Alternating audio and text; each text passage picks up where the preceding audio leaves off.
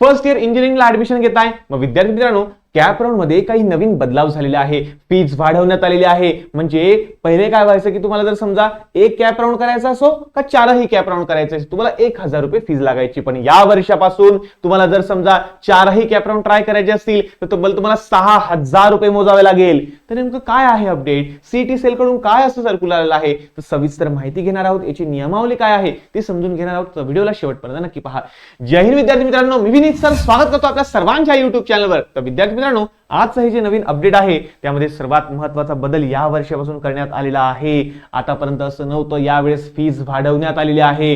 कुठे लागतंय का माहिती एवढी फीज, पण ठीक आहे सरकारने फीज वाढवलेली आहे. ठीक आहे, चला असो मग काय आहे अपडेट बघा विद्यार्थी मित्रांनो. हे जे ऑफिशियल सर्क्युलर आलेलं आहे त्या ऑफिशियल सर्क्युलर मध्ये सांगितलेलं आहे की बघा पहिले काय व्हायचं की तुम्ही जर समजा एकच राऊंड समजा ट्राय करत आहे, 1 करा, 2 करा, 3 करा का 4 करा, तुम्हाला 1000 रुपयाचीच फीज लागणार होती, बरोबर आहे. पण आता तसं राहिलेलं नाहीये. आता बघा यांनी काय सांगितलं आहे की जर समजा पहिल्यांदा ज्यावेळेस तुम्हाला एखादी सीट मिळाली, ठीक आहे ना, मग ती तुम्हाला घ्यायची असो किंवा पुढच्या राऊंडला जायचं असो तुम्हाला 1000 रुपयाचं पेमेंट करावं लागेल. 1000 रुपयाचं पेमेंट तुम्हाला करावं लागेल. पण बघा जर तुम्हाला असं वाटतं की पहिल्या राऊंडला मला एखादं कॉलेज मिळालेलं आहे त्याला सेफ ठेवून मला पुढच्या राऊंडला ट्राय करायचं की पुढच्या राऊंडला जर याच्यापेक्षा बेस्ट कॉलेज मिळालं तर आनंदाची गोष्ट आहे. मग त्याच्यासाठी जर मला ट्राय करायचे असेल, बरोबर आहे, आणि दुसऱ्या राऊंडला आपण ट्राय केलं आणि दुसऱ्या राऊंडला जर समजा त्याच्यापेक्षा बेस्ट कॉलेज जर मिळालं आपल्याला, त्याच्या वरचं कॉलेज जर समजा आपल्याला मिळालं तर हे तर चाललं जाईल, पण दुसऱ्या कॉलेजसाठी आपल्याला फीस भरावं लागेल 2000 रुपये. मग परत आपल्याला 2000 भरावे लागले.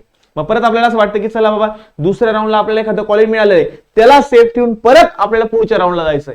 मग आपण परत पुढच्या राऊंडला गेले आणि त्याच्यापेक्षा अजून बेस्ट कॉलेज जर आपल्याला पुढच्या राऊंडला लागून गेलं तर परत आपल्याला त्याला 3000 रुपये पे करावं लागेल. म्हणजे टोटल जर बघायला गेले 1000, 2000, 3000, 6000 रुपये तुम्हाला लागणार आहे कॅप राऊंड साठी. जर तुम्हाला सर्व कॅप राऊंड जर ट्राय करायचे असतील मला 6000 लागेल. ठीक आहे, पण याच्यात छोट्याशा अजून काही गोष्टी आहे या पण समजून घ्या. कारण कसं आहे हे जे बारकावे आहे तुम्ही सर्वांना 6000 लागेल का, तर असं नाहीये मित्रांनो, असं नाहीये.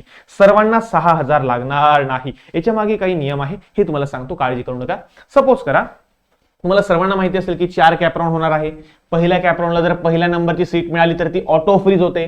दुसऱ्या कॅप राऊंडला पहिल्या 3 जर समजा आपल्याला कॉलेजेस मिळाले तर ते ऑटो फ्रीज होतात, त्या ठिकाणी आपल्याला ऍडमिशन घ्यावंच लागतं बरं.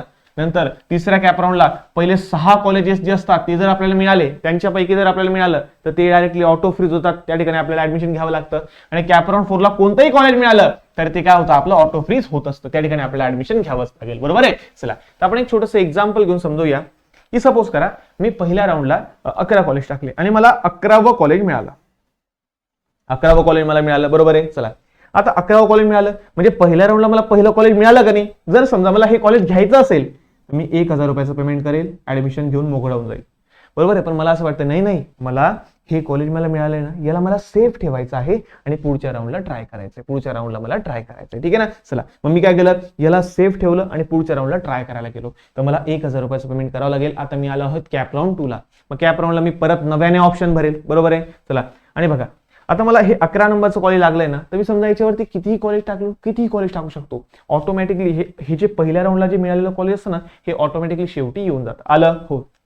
आता सर सपोज करा सेकंड कॅप राऊंडला मला नवीन कॉलेज अलॉट झालं नाही, मला नवीन कॉलेजच मिळालं नाही, तर काही प्रॉब्लेम नाही. तुम्हाला कुठंच काही फीस भरायची गरज पडणार नाही, कुठंच तुम्हाला फीस भरायची गरज पडणार नाही. पण जर सपोज करा तुम्हाला हे कॉलेज पहिल्या राऊंडला हे मिळालं होतं पण सेकंड राऊंडला तुम्हाला मिळालं 9व्या नंबरचं कॉलेज, हे कॉलेज तुम्हाला मिळून गेलं, गव्हर्नमेंट कॉलेज धुळ्याचं कॉम्प्युटर मिळून गेलं सपोज तुम्हाला, बरोबर आहे. म्हणजे काय की सीट तुमची चेंज झाली का नाही, नवीन सीट तुम्हाला मिळाली का नाही, बरोबर आहे. तर हे कॉलेज तुमचं कॅन्सल होऊन जाईल आणि हे कॉलेज तुम्हाला आता अलॉट झालेलं आहे. तर यासाठी तुम्हाला फीस भरावी लागेल 2000 रुपये. ठीक आहे, मग या ठिकाणी तुम्हाला लागले 2000 रुपये. मग जर समजा तुम्हाला वाटतं की नाही चला बाबा मला या ठिकाणी जाऊन ऍडमिशन घेऊन घ्यायचंय, मला मोकळं व्हायचं, तर 2000 रुपये भरा, ऍडमिशन घ्या, मोकळे व्हा. पण तुम्हाला असं वाटतं नाही मला परत पुढचा राऊंड ट्राय करायचा आहे, मला परत पुढचा राऊंड ट्राय करायचा आहे, बघायचंय की याच्यापेक्षा चांगलं कॉलेज मिळतं की नाही. चला मग ठीक आहे, मग आपण परत पुढच्या राऊंडला ट्राय करायला गेलो. जर सपोज करा असं पण होऊ शकतं की जर समजा पुढचा राऊंड आपण ट्राय केला, परत भरपूर सारे कॉलेजेस टाकले आपण आणि हे कॉलेज ऑटोमॅटिकली सर्वात शेवटी येऊन जातं, तुम्हाला सर्वांना माहिती असेलच, बरोबर आहे. चला जर समजा थर्ड राऊंड जर मी ट्राय करतोय आणि मला नवीन कॉलेज अलॉट झालं नाही, परत हेच कॉलेज मला लागलेलं आहे, नवीन कॉलेज मला अलॉट झालं नाही, तर तुम्हाला कोणतेच पैसे भरायची गरज पडणार नाही. पण जर सपोज करा तुम्ही समजा भरपूर सारे कॉलेज टाकले आणि जर एखादं कॉलेज तुम्हाला मिळून गेलं, सपोज तुम्हाला मिळालं हे 7व्या नंबरचं कॉलेज, बरोबर आहे, चला म्हणजे हे कॉलेज कॅन्सल होऊन जाईल आणि तुम्हाला मिळालेलं आहे 7व्या नंबरचं कॉलेज. मग आता तुम्हाला बघा जर या ठिकाणी ऍडमिशन घ्यायचं असेल, नवीन कॉलेज अलॉट झालं ना, तर तुम्हाला भरावं लागतील बेटा 3000 रुपये.